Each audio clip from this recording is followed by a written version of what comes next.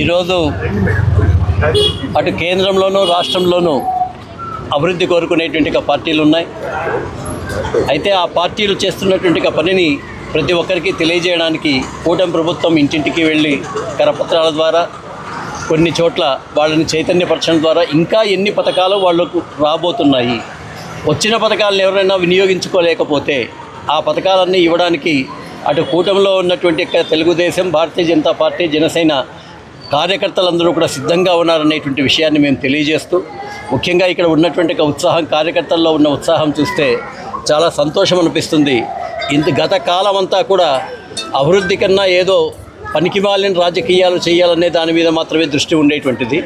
ఇప్పుడు అభివృద్ధి చేసేటువంటి ప్రభుత్వాలు ఉన్నాయి కాబట్టి ఎంత ఉపయోగించుకుంటే అంత మనకు మంచిది.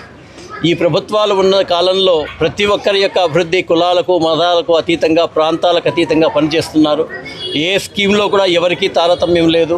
ప్రతి ఒక్క స్కీమ్లో కూడా సబ్కా సాత్, సబ్కా వికాస్, సబ్కా విశ్వాస్, సబ్కా ప్రయాస్ అనేటువంటి పద్ధతిలోనే జరుగుతున్నాయి. కాబట్టి వీటన్నిటిని ఉపయోగించుకోవాల్సిందిగా కూటమి అందరినీ కోరుకుంటూ ఇంటింటి వద్దకు వస్తున్నాం. మమ్మల్ని స్వాగతించండి.